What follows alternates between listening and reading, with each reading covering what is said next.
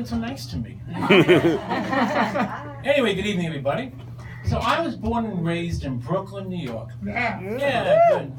And when I was 23 years old, I signed up for a 6-month work-study program that was to take place on a place called the Kibbutz in Israel.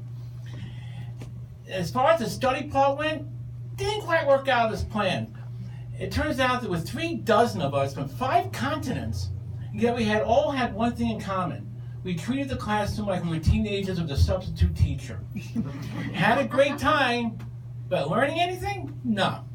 Now, I had a great trip. The flight to Israel was great, and the last leg of it, from England, I sat next to a nun. She was going to Israel to be a missionary, and she gave me what she said was her best advice.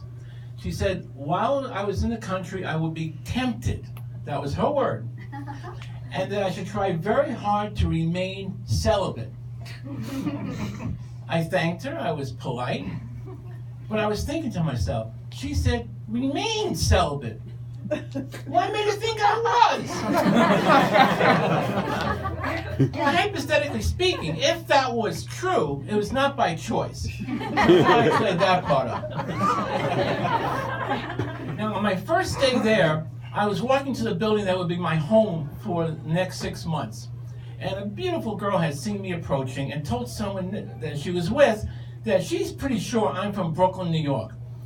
Now, we hadn't met, we didn't know each other, and I could have been from anywhere on the planet, well, maybe not Asia, Africa, but anywhere else. It turns out she was from Brooklyn. Go figure. Her name was Mindy, and a year and a day later, we were married. Now, if we had met in Brooklyn, never would have happened. No way. It turns out she was the hippy-dippy type. It was 1971. And I was considered more of a square. Think of a nerd or geek. So there's no way that would have happened. Now, as far as how much of a square I appeared to be, I'll give you an example here. There was a group meeting we had at the program with a social worker just after the program started. And during the meeting, she pointed to me and said that I was probably the only one in that group who can get through customs without being checked. That was a horrible thing to say. True, but horrible. Here I was, a square, trying to fit in with these hippies. It was almost fatal socially. I still don't know how I survived that one.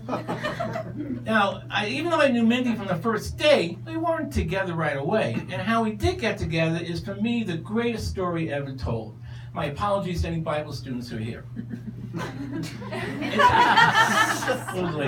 It turns out Mindy and another girl on the program had a little bet, a little contest going on who could seduce me first. And that one of them would, on a particular night, would be knocking on my door. Well, if I ever needed an ego boost, this was it.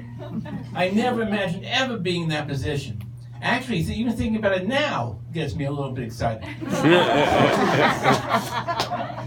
So, on this particular night, I hear, and with all due respect to the other girl who was very nice, I'm glad it was Mindy, and yada, yada, yada, we were a couple.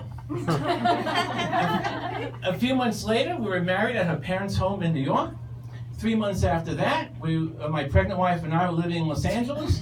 And within 6 years, we had 3 children living in Connecticut. Then we took a breath here. Now, I always thought of myself as the romantic type. And I'll give you an example here. It was our 2nd anniversary. And I brought home a cheesecake. What else?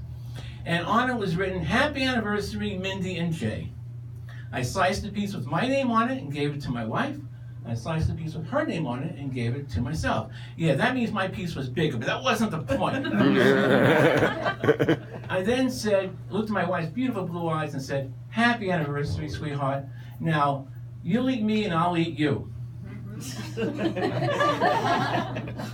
At that moment, without my wife saying a word, which was rare, she made it very clear she had then regretted saying yes 2 years earlier. It turns out, and you're not going to believe this, I know you're not, but it's true. In fact, 2 of my kids are here and they can confirm this. My wife never, ever thought I was funny.